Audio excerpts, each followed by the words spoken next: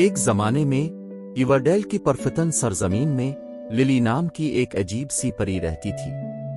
للی کوئی عام پری نہیں تھی۔ اس کے پاس ایک خاص تحفہ تھا۔ وہ جانوروں سے بات کر سکتی تھی اور وہ بدلے میں اسے سمجھ سکتے تھے۔ ایک دھوپ والی صبح للی جادو کے جنگل کے دل میں ایک مہم جوئی پر نکلی۔ جیسے ہی وہ اپنے نازک پروں کو پھڑپھڑا رہی تھی، پھولوں کے متحرک رنگ اور پرندوں کی میٹھی دھنیں اس کے سفر میں ساتھ تھیں۔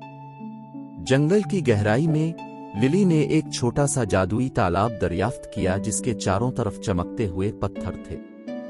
تالاب کے بیچوں بیچ ایک چمکتی ہوئی سنہری چابی تیر رہی تھی۔ للی جانتی تھی کہ اس چابی کو کچھ جادوئی چیز کھولنا چاہیے، اس لیے اس نے کھلے ہوئے چھپے ہوئے خزانے کو تلاش کرنے کی جستجو میں جانے کا فیصلہ کیا۔ اس مہم جوئی میں اس کا پہلا ساتھی اولیور نامی ایک عقلمند بوڑھا الف تھا۔ للی نے پوچھا، او عقلمند اولیور، کیا آپ میری مدد کریں گے کہ یہ سنہری چابی کہاں کی ہے؟ ایک معاہدے کے ساتھ اولیور للی کے ساتھ اس کی تلاش میں شامل ہوا۔ ان کا سفر انہیں تاریک اور پراسرار غاروں، بڑبڑاتی ندیوں کے پار اور اس چومے ہوئے گھاس سے ڈھکی پہاڑیوں پر لے گیا۔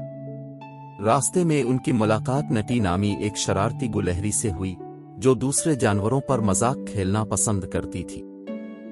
للی نے نرمی سے نٹی سے ان کی تلاش میں شامل ہونے کو کہا، یہ وعدہ کرتے ہوئے کہ وہ جو خزانہ ڈھونڈیں گے وہ حیرت سے بھرا ہوگا۔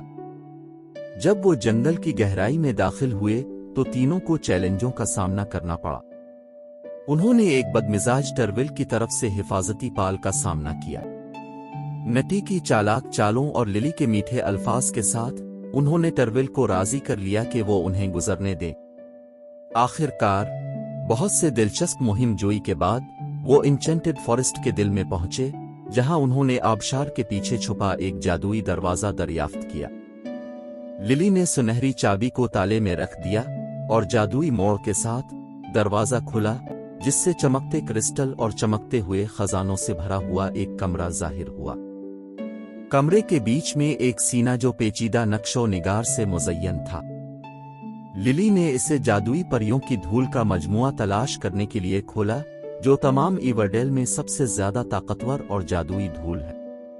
پریوں کی دھول میں یہ طاقت تھی کہ اس کا سامنا کرنے والے تمام لوگوں کے لیے خوشی اور مسرت لائے۔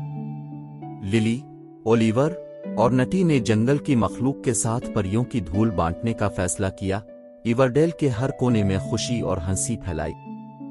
اس دن سے آگے انچینٹڈ فارسٹ خوشی اور ہم آہنگی کی جگہ تھی، للی اور اس کے نئے ملنے والے دوستوں کی دوستی اور ٹیم ورک کی بدولت۔